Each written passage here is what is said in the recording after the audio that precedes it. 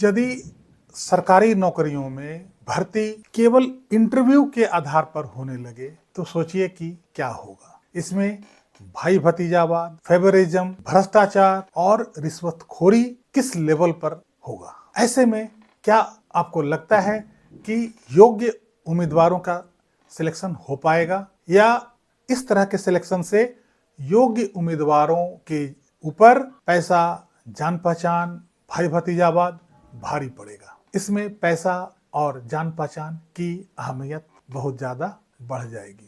ऐसा ही एक मामला सुप्रीम कोर्ट के पास आया है और आज हम इस अंक में इसी विषय पर चर्चा करने जा रहे हैं कि आखिर सुप्रीम कोर्ट का इस पर क्या राय था और इसमें सुप्रीम कोर्ट ने क्या आदेश दिए हैं।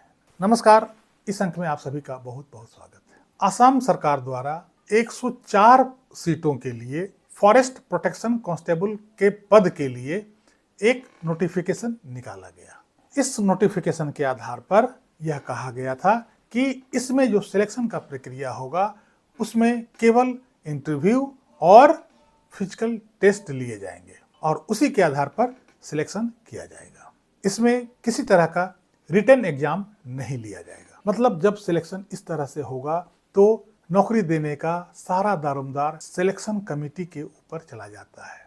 मतलब उसकी मनमानी चलनी स्वाभाविक है। ऐसे में वो जिसको भी चाहेगा उसको नौकरी मिलेगा और जिसको नहीं चाहेगा उसे नौकरी नहीं मिलेगा। इस तरह से इसमें बहुत सारे कैंडिडेट ने अप्लाई किया और सिलेक्शन कमेटी ने 104 लोगों को सिलेक्ट कर लिया जिसे नौकरी दी जानी थी। अब वो सिलेक्शन किस आधार पर सिलेक्शन कमेटी वालों ने किया वो रहस्यमय है। इसी बीच असम की सरकार बदली और नई सरकार ने आते ही ये 104 वैकेंसियां को रद्द कर दिया।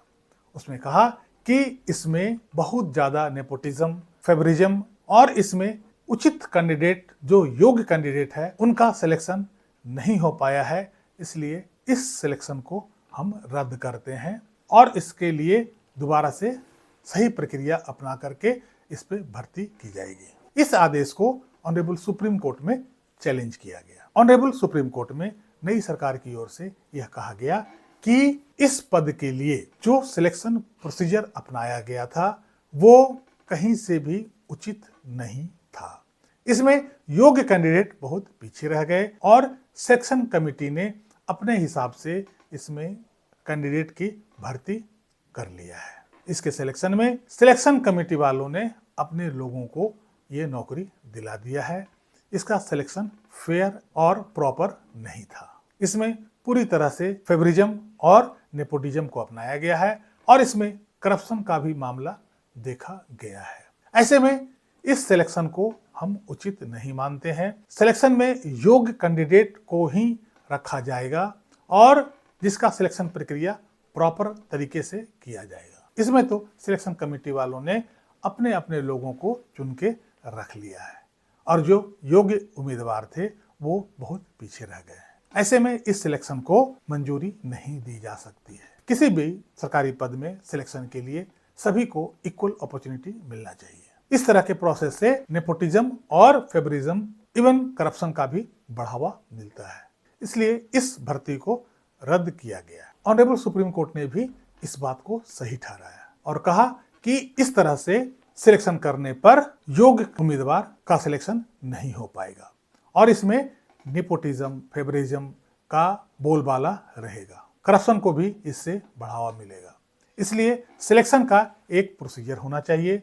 ऑनरेबल सुप्रीम कोर्ट ने केंद्र सरकार और सभी राज्य सरकारों के लिए एक निर्देश जारी किया है जिसमें कहा गया है कि सभी सरकारी नौकरी में भर्ती के लिए रिटन टेस्ट होना मैंडेटरी है। मतलब अब कोई भी सरकारी नौकरी में भर्ती बिना रिटन टेस्ट का नहीं किया जा सकता है। अब इसमें सरकार मनमानी नहीं कर सकती है, ना ही कोई डिपार्टमेंट मनमानी कर सकता है और ना ही कोई सिलेक्शन कमेटी मनमानी कर सकता है। इसलिए जब भी कोई सरकारी नौकरी के लिए भर्ती निकलेगा तो उसमें रिटन टेस्ट होना ही होना है। बिना रिटन टेस्ट का अब कोई सरकारी नौकरी किसी को भी नहीं मिल पाएगा। इसके अलावा ऑनरेबल सुप्रीम कोर्ट ने कहा कि हर सरकार को एग्जाम कंडक्ट करने के लिए एक प्रॉपर रूल बनाना होगा कि आखिर वो जो एग्जाम होगा उसका सिलेबस क्या होगा, उसमें किस तरह के क्वेश्चन पूछे जाएंगे, डिस्क्रिप्टिव क्वेश्चन होंगे या ऑब्जेक्टिव क्वेश्चन होंगे, उसमें मार्किंग का क्या पैटर्न रहेगा, यदि क्वेश्चन ऑब्जेक्टिव होंगे तो क्या उसमें नेगेटिव मार्किंग भी रहेगा, एग्जामिनेशन का प्रोसीजर क्या होगा, वो कंप्यूटर के थ्रू लिया जाएगा या उसे पेन पेपर पे लिया जाएगा, एग्जामिनेशन के कितने चरण होंगे, मतलब कितने फेज में एग्जाम कंडक्ट होगा, क्या उसमें प्रीलिम्स भी होंगे, मेंस भी होंगे, इंटरव्यू भी होगा, फिजिकल भी होगा, क्या क्या चरण इसमें अपनाए जाएंगे, इन सभी बातों का एक रूल बनाया जाएगा और यह हिडन नहीं होगा और यह बिल्कुल ट्रांसपेरेंट होगा, क्योंकि सिलेक्शन में ट्रांसपेरेंसी जो है वो बहुत महत्वपूर्ण होता है। सिलेक्शन का प्रोसीजर ऐसा होना चाहिए जिसमें सिलेक्शन भी फेयर हो और लोगों को यह भी न लगे कि इसमें किसी तरह का घपलेबाजी या धांधलेबाजी हुआ है या होने की कोई संभावना है। और ऑनरेबल सुप्रीम कोर्ट ने इस भर्ती को, जिसमें 104 कैंडिडेट का सिलेक्शन किया गया था, उसको रद्द करने की प्रक्रिया को सही ठहराया। इस अंक में यहीं तक। कैसी लगी जानकारी कमेंट करके जरूर बताइएगा। वीडियो को लाइक कीजिएगा, चैनल को सब्सक्राइब कीजिएगा। मिलते हैं अगले अंक में, तब तक के लिए जय हिंद, वंदे मातरम।